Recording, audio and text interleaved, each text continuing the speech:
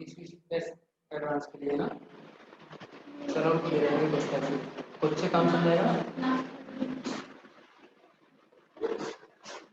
कल सुबह उसको दे देंगे तो वो उठा रहता है ना, हम 9 बजे तक नहीं रुक पाते ना, 8 बजे तक ही है, 2 क्लास तक है।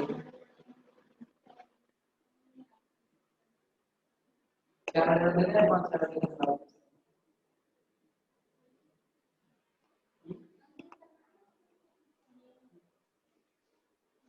ठीक।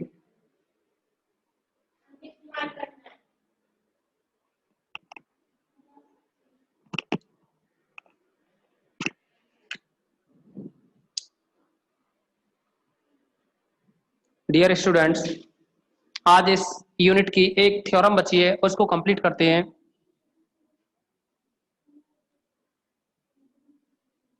इसके बाद में ये आपकी यूनिट कंप्लीट हो जाएगी, सेकंड थर्ड यूनिट चलेगी फिर आपकी।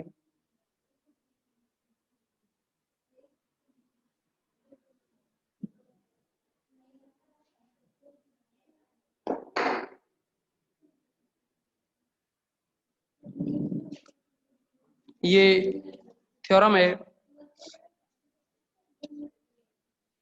समाकारिता की मूलभूत प्रमेय, यानी फंडामेंटल थ्योरम ऑन होमोमॉर्फिज्म।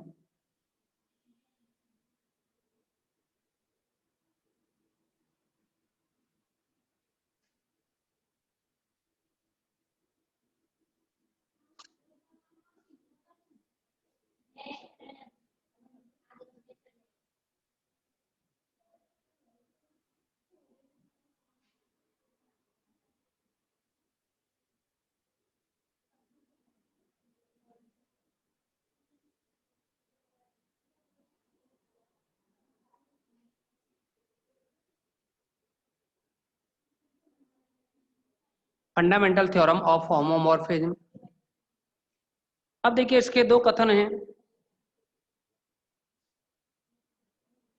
और दोनों जो कथन हैं उनमें से पहला है सिद्ध कीजिए कि, बहुत अच्छी थ्योरम है ये। जितनी भी फंडामेंटल थ्योरम होती है ना, जितनी भी आधारभूत प्रमेय हैं, वो सब महत्वपूर्ण होती हैं। सिद्ध कीजिए कि किसी समूह जी का प्रत्येक, ऐसे ही कॉम्प्लेक्स में आएगी। ये प्रमेय नंबर है 4। सिद्ध कीजिए कि किसी समूह जी का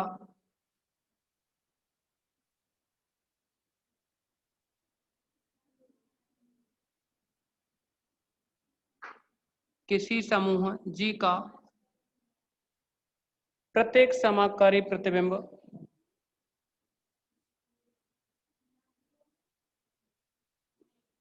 प्रत्येक समाकारी प्रतिबिंब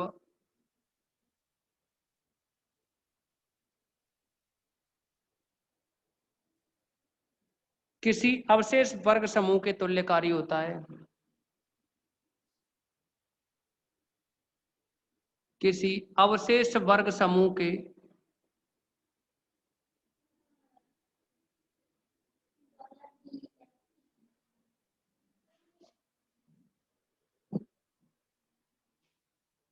तुल्यकारी होता है।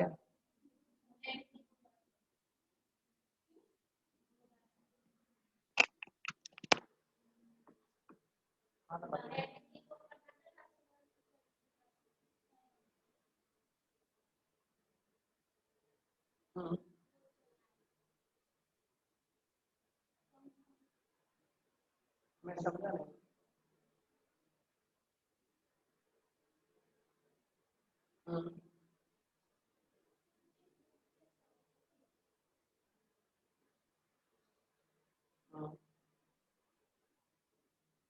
यानी इस महीने का हो जाएगा, फिर वो सेकंड मंथ हम एडवांस दे देंगे। चलो कोई दिक्कत नहीं, तो हम ठीक है, कोई दिक्कत नहीं, पूरा करा देंगे, है ना। ठीक है, हाँ बाबा को दिलाओ।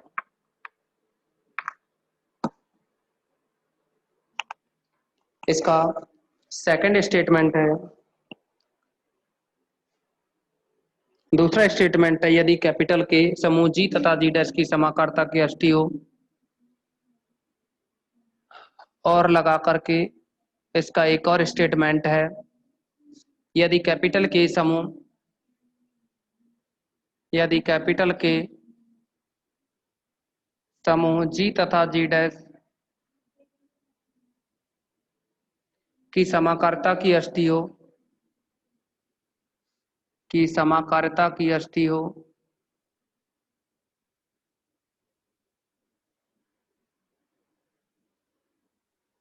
के क्या है, कर्नल के बारे में कहा है कि के है वो जी से जी डैश में क्या है, कर्नल है। तो सिद्ध कीजिए जी बाई के, तो सिद्ध कीजिए कि जी बाई के जी डैश के तुल्यकारी है।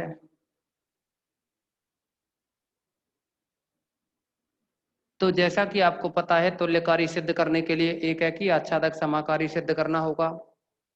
तुल्यकारी सिद्ध करने के लिए आप लोगों को एक है कि आच्छादक समाकारी सिद्ध करना होगा, 3 पॉइंट। एक है कि आच्छादक और समाकारी यानी 1 1, दूसरा ऑन टू, तीसरा होमोमॉर्फिज्म।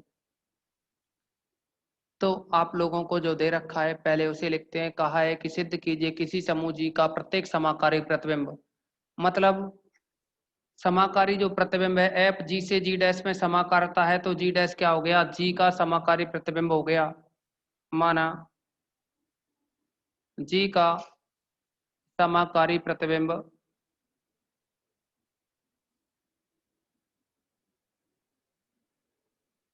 जी डैश है, माना जी का समाकारी प्रतिबिंब जी डैश है, तथा फिर इसमें कहा है कि सिद्ध कीजिए जी का प्रत्येक समाकारी प्रतिबिंब किसी अवशेष वर्ग समूह के तुल्यकारी होता है। मतलब अगर हम के की बात करें, के अष्टी है इसकी, तो जी वाई के इसका अवशेष वर्ग होगा, जी वाई के क्या होगा, अवशेष वर्ग। तो आप यहीं से देख लीजिए कि जी वाई के को जी डैश के तुल्यकारी बताना है इस कथन के अकॉर्डिंग। तो हम यहाँ ये कहें तथा एफ जी से जी डैश में समाकारता है और के है वो उसकी अष्टी है। अगर हम ये कहें कि एफ है वह जी से जी डैश में समाकारता है तथा f G to G dash समाकारी है एवं समाकारिता की अष्टी, समाकारिता की जो अष्टी है कैपिटल के है, समाकारिता की अष्टी कैपिटल के है, तब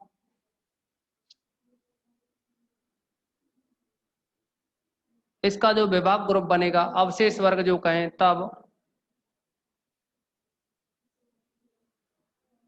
जो अब के जो अष्टी है ना, आपके लिए एक प्रमेय कराई थी हमने कि के नॉर्मल सब ग्रुप ऑफ जी होता है, तब के नॉर्मल सब ग्रुप ऑफ जी होगा। एक प्रमेय पहले करा चुके हैं कि जो समाकर्ता की जो अष्टी होती है वह है एक नॉर्मल सब ग्रुप होती है जी का। तो अब देखिए इसमें के नॉर्मल सब ग्रुप ऑफ जी है, लेकिन जी वाई के है अवशेष वर्ग है ना, जी वाई के वो है, देखिए ये कहा है प्रत्येक समाकारी प्रतिबिंब मतलब जी डैश अवशेष वर्ग यानी जी वाई के। तो इसका जो अवशेष वर्ग होगा, यानी हमें जो सिद्ध करना है, अब हमें सिद्ध करना है, अब हमें सिद्ध करना है कि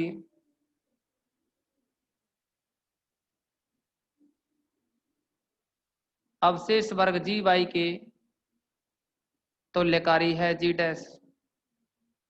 जी बाई के जी डैश के तुल्यकारी बताने के लिए हम एक फलन डिफाइन करेंगे फाई। इसके लिए माना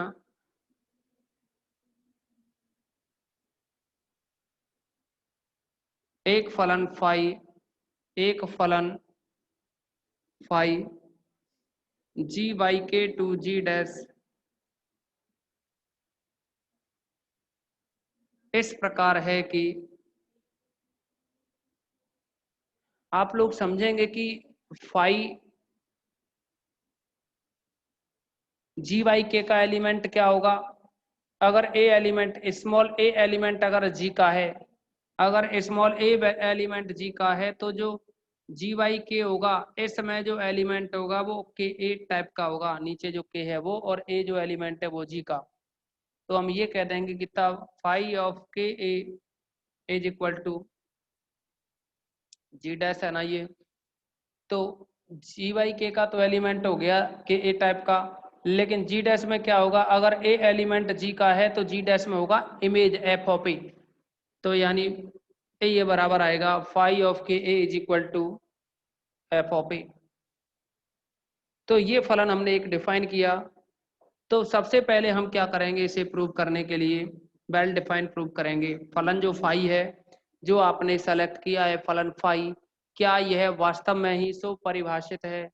तो एक तो होता है एकेकी की कंडीशन, एक होती है सो परिभाषित की कंडीशन। एकेकी की कंडीशन में क्या होता है कि इमेज इक्वल लेके चलते हैं, f of x is equal to F of y, तो रिजल्ट आना चाहिए x is equal to y, हम कह देते हैं ये एकेकी है। लेकिन स्वपरिभाषित की जो हम बात कर रहे हैं, स्वपरिभाषित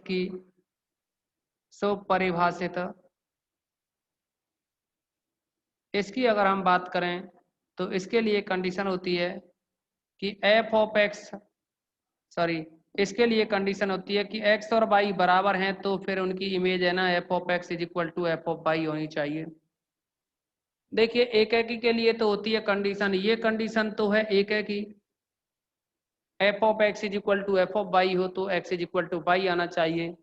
लेकिन स्वपरिभाषित जिसे हम वेल डिफाइन कहें, इसकी कंडीशन होती है x is equal to y लेके चलें तो F of x is equal to F of y आए। तो इसके लिए हम लेकर के चलें दो कोई element x is equal to y. यहाँ जो एक्स और वाई जो एलिमेंट होते हैं ना, वो एलिमेंट हैं, अगर एफ जी से जी डैश में डिफाइन है तो यहाँ एक्स और वाई इस जी के एलिमेंट होते हैं। लेकिन अपने पास तो क्या है, जी की जगह जी वाई के है, तो जी वाई के कोई भी दो एलिमेंट लेके चलेंगे हम। माना K a comma K b belongs to G Y K, तथा K A is equal to K b. आप इसको भी समझेंगे कि अगर K A is equal to K b है, अगर K A is equal to K b है तो ये के इज इक्वल टू आएगा, या के ए इनवर्स से दोनों तरफ ऑपरेशन किया जाए तो ये बन जाएगा बी इनवर्स से ऑपरेशन किया जाए K a B inverse is equal to ये बनेगा के बी बी इनवर्स। तो ये बना K a B inverse equal to आएगा के ई को के ही लिखोगे। अब देखिए आपको पहले ही बताया था हमने कि अगर h+1 लिखना हो, अगर हमें h+1 लिखना हो तो ये 1 है, बिलोंग करेगा h+1 में, 1 बिलोंग करेगा किसमें, h+1 में। और अगर 1 बिलोंग करेगा h+1 में तो यहाँ देखेंगे के ए बी इनवर्स है, के ए बी इनवर्स है तो इसमें ए बी इनवर्स है वो बिलोंग करेगा, ए बी इनवर्स है तो वो इसमें बिलोंग करेगा, और ये बराबर है फिर के। तो इसका मतलब हुआ कि जो ए बी इनवर्स है वो बिलोंग करेगा फिर इस के में भी। तो हम यहाँ से ये कह सकते हैं this implies a B inverse belongs to K. A B inverse अगर के में बिलोंग कर रहा है, और अगर हम इसकी इमेज लें, अगर इसकी हम इमेज लें तो F of A B inverse ये बराबर होगा के का जो एलिमेंट होगा, के का एलिमेंट कर्नल का जो एलिमेंट है। देखो अगर ए बी इनवर्स के का एलिमेंट है तो आपको पता है कर्नल की डेफिनेशन जो होती है, अगर ए बी इनवर्स के का एलिमेंट है तो कर्नल की जो डेफिनेशन है वो होती है K is equal to x such that x belongs to capital G और इसमें जो कंडीशन है वो बनती है f of x is equal to E dash. देखिए अगर x इसके का एलिमेंट है, अगर यह x के का एलिमेंट है तो F of x is equal to E dash होगा। वही बात हम यहाँ करें कि अगर ए बी इनवर्स के का एलिमेंट है तो F of A B inverse है वो ई डैश के इक्वल होगा उस कंडीशन के अकॉर्डिंग। तो एफ क्योंकि समाकारी है, एफ क्या है, समाकारी है, तो ये बना f of A F of b inverse is equal to E dash is equal to E dash. तो यहाँ एफ ऑफ ए लिख सकते हैं इसको, चूंकि एफ समाकारी है, F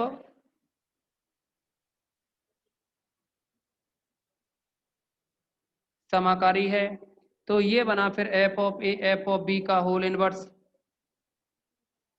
equal to E dash. या फिर एफ ऑफ ए, अब अगर आप चाहो तो एफ ऑफ बी इनवर्स है, आप एफ ऑफ बी से संक्रिया करोगे दोनों तरफ तो ये उधर पहुंच जाएगा, यानी एफ ऑफ बी आ जाएगा। और क्योंकि एफ ऑफ ए है, एफ ऑफ ए इक्वल होता है फाई ऑफ के ए के, तो इसको लिख सकते हैं हम phi of K A. F of B को लिख सकते हैं हम फाई ऑफ के बी। तो देखिए आप लेकर के चले K A is equal to K b और आ गया result phi of K A is equal to phi of K b. तो हम ये कह सकते हैं कि अतः फलन फाई से परिभाषित है, अतः फलन फाई तो परिभाषित है। अभी देखो एक दो प्रमेय में और डिफाइन करना पड़ेगा ये सुपरिभाषित आगे। अभी आपने सुपरिभाषित की पहली ही ये थ्योरम आई है जिसमें हमें सुपरिभाषित करना पड़ा। जो फलन मानते हैं उसको एक बार वेल डिफाइंड प्रूव करते हैं। अच्छा अभी हमने केवल और केवल सुपरिभाषित सिद्ध किया है, अभी हम एक है कि आच्छादक और समाकारी इन दोनों कंडीशंस को और प्रूव करेंगे। तो फिलहाल आप लोग इसका स्क्रीनशॉट लें।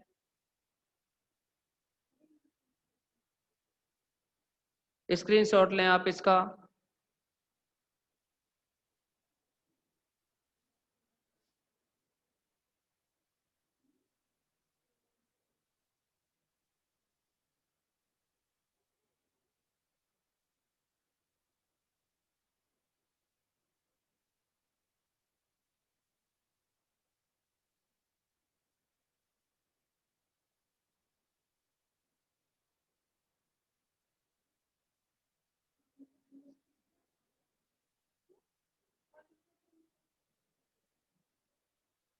अब देखेंगे आप इसमें हम इसको फलन फाई को एक है कि सिद्ध करें।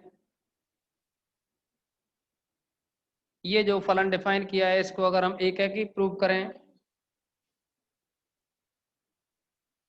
तो एक है कि के लिए हमें करना होगा f of x is equal to F of y implies x is equal to Y.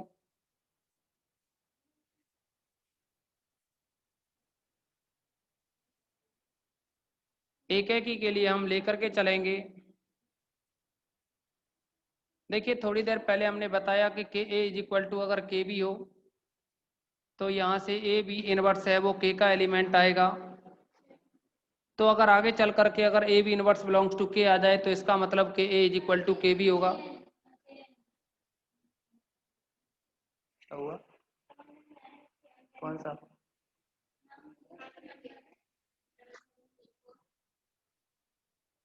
क्या नाम है भाई, ये 7734 वाला है जो?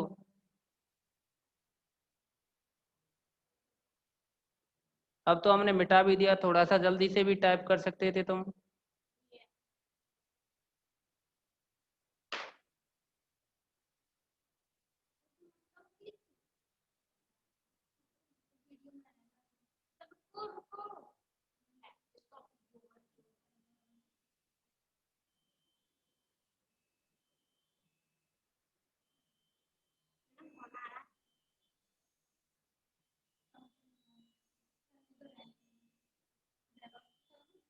देखिए थोड़ा सा पहले बोल दिया करो, है ना, जब हम पूछते हैं तब बोल दोगे तो थोड़ा ठीक रहता है। शॉर्ट में लिख दिया करो कि डाउट है, ऐसे ही कह दिया करो बस। अभी क्या पूरा साफ हो गया, अब थोड़ा सा चलो ठीक है। अब आगे बढ़ते हैं, इसको एक एक ही प्रूव करेंगे हम। इस फलन को एक एक ही प्रूव करने के लिए जी बाई के दो एलिमेंट लेके चलें और जी बाई के कोई भी दो एलिमेंट अगर हम लेकर के चलें तो मान लीजिए एक तो के ए और दूसरा के बी, यानी हम ये कह सकते हैं माना phi of K A is equal to phi of K b, तो इसका मतलब हुआ phi of K A is equal to phi of K b है ना। तो इसको हम ये कह सकते हैं यहाँ से फाई ऑफ के ए का मतलब है एफ ऑफ ए, तो फाई ऑफ के ए का मतलब है f of a is equal to F of b. लेकिन अगर हम एफ ऑफ बी इनवर्स से दोनों तरफ ऑपरेशन करें एफ ऑफ ए फिर एफ ऑफ बी का होल इनवर्स है इससे दोनों तरफ ऑपरेशन करें तो ये बनेगा एफ ऑफ बी, और फिर है ये एफ ऑफ बी का whole inverse F of A, F of B का जो इनवर्स है ये बनेगा F of B inverse equal में आप देखेंगे एफ ऑफ बी और ये एफ ऑफ बी इनवर्स है तो आइडेंटिटी ई डैश हो जाएगा ना। यहाँ से ये बना एफ ऑफ ए और ये है एफ ऑफ बी इनवर्स। देखिए एक और बात यहाँ कि F of A F of B inverse, तो इसको आप F of A B inverse हम लिख सकते हैं is equal to E dash.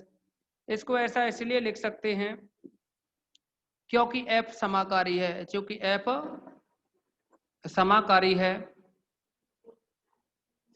और आप देखेंगे अगर F of A B inverse E dash के बराबर है, अगर F of x is equal to E dash हो तो कर्नल की डेफिनेशन के according F of x is equal to E dash हो तो कर्नल की डेफिनेशन के अकॉर्डिंग जो ए बी इनवर्स है यह फिर के में होगा, क्योंकि कर्नल की जो डेफिनेशन होती है उसमें एक्स बिलोंग्स टू जी, ताकि F of x is equal to E dash, मतलब अगर x कैपिटल के का एलिमेंट है तो F of x is equal to E dash होगा, और अगर F of x is equal to E dash है तो 100% जो x है वो k का एलिमेंट होगा।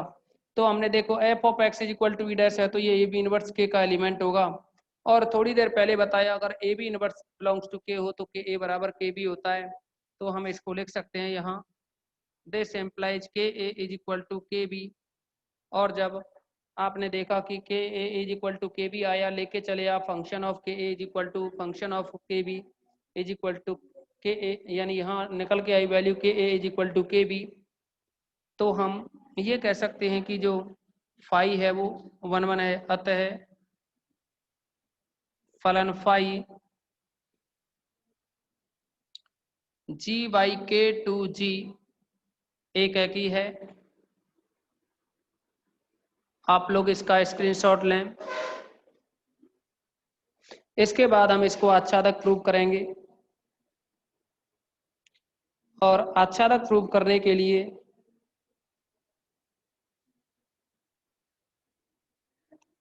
कोई एलिमेंट लेकर के चलें जी डैश का, कोई भी एलिमेंट अगर हम लेकर के चलें जी डैश का, मान लीजिए कोई एलिमेंट x लिया जो कि जी डैश का है, तो इसमें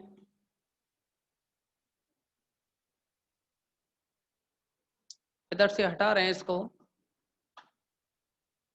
एक इस फंक्शन की हमें जरूरत पड़ेगी बार बार फाई ऑफ के इज इक्वल टू फाई के है ना, इसकी जरूरत पड़ेगी। तो आच्छादक के लिए समझे, इसमें आच्छादक की जो कंडीशन होती है वो होती है f of x is equal to Y वाली, ये आच्छादक की कंडीशन होती है ना। अब इसे प्रूव करने के लिए हम कोई भी एलिमेंट लेके चलेंगे जी डैश का। देखो F of x is equal to Y हो या F of Y is equal to X, F of x is equal to Y वाली फॉर्म निकाल दें या F of Y is equal to X की फॉर्म निकालें तो ये बनेगा। अगर हम यहाँ से जी डैश का कोई भी एलिमेंट लेकर के चलें जी डैश का, तो माना x belongs to G dash, तब अगर ये x जी डैश का एलिमेंट है तो देखिए इस जी डैश में तो अगर जी वाई के का कोई एलिमेंट a हो तो इसमें तो एफ ऑफ ए टाइप का एलिमेंट होगा ना जी डैश में। तो इसका मतलब है, या आप यहाँ से समझो या ये कह सकते हैं, देखो यहाँ एफ जी से जी डैश में समा करता है ना, यहाँ देखो अगर जी का एलिमेंट a है तो जी डैश का होगा एफ ऑफ ए। तो देखिए जो आप x लेके चल रहे हैं जी डैश का, यह फिर एफ ऑफ ए टाइप का होगा for all a belongs to G. यह किस टाइप का होगा, एफ ऑफ ए टाइप का होगा। और अगर यह एफ ऑफ ए टाइप का होगा तो जो के ए होगा वह फिर जी वाई के टाइप का होगा, यानी अतः ये जो के ए एलिमेंट होगा ये फिर जी वाई के में होगा। इसका मतलब हुआ कि के ए अगर जी वाई के में है तो फाई ऑफ के ए जो बनेगा, phi of K A, phi of K ए बराबर होगा किसके, एफ ऑफ ए के। लेकिन यह एफ ऑफ ए किसके बराबर है, एक्स के। इसका मतलब हुआ यहाँ से phi of K A is equal to X वाली कंडीशन बन गई। तो यानी F of x is equal to Y कहो या phi of x is equal to phi of x is equal to Y, तो इसको आप कह सकते हैं कि तब फाई आच्छादक है, तब फाई जी बाई के टू जी आच्छादक है। अभी बस समाकारी और सिद्ध करना है। समाकारी के लिए हम लेकर के चलेंगे, माना के ए के बी कोई भी दो एलिमेंट हैं जी वाई के ए और के बी जी वाई के कोई भी दो एलिमेंट हैं। तो अब हमें ये समाकारी सिद्ध करना है। इसके लिए अगर हम phi of K A K B लेकर के चलें तो phi of K A K B को आप लिख सकते हो phi of K a B, क्योंकि के A K B is equal to होता है के ए बी, के A K B is equal to होता है के ए बी। तो इसको हम लिख सकते हैं phi of K a B, phi of K ए होता है तो एफ ऑफ ए आता है, लेकिन यहाँ phi of K a B है तो इसको एफ ऑफ ए बी कहेंगे, एफ ऑफ ए बी कहेंगे।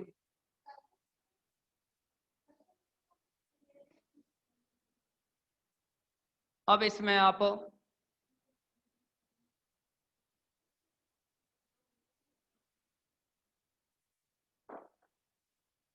आप देखेंगे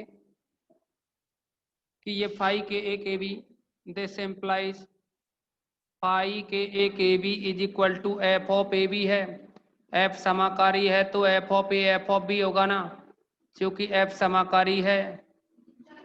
और अगर एफ समाकारी है तो एफ ऑफ ए का मतलब क्या हुआ इस कंडीशन से, एफ ऑफ ए का मतलब फाई ऑफ के ए, तो ये बनेगा phi of K A. F of B का मतलब हुआ फाई ऑफ के बी, लेकिन ये चल रहे हैं phi of K A K B के इक्वल। इसका मतलब phi of K A K B is equal to phi of K A phi of K B आया। तो हम कहेंगे कि अतः phi G Y K to G dash समाकारी है। देखिए आपने फाई को एक ही सिद्ध कर दिया, आच्छादक सिद्ध कर दिया और समाकारी सिद्ध कर दिया। इन तीनों कंडीशनों को आपने प्रूव किया है, इसीलिए हम कह देंगे कि जी वाई के जी के तुल्यकारी है। फलतः जी वाई के तुल्यकारी जी डैश होगा। इसका आप लोग स्क्रीनशॉट लें और एक बार रिजॉइन करोगे आप इसे, स्क्रीनशॉट लें पहले।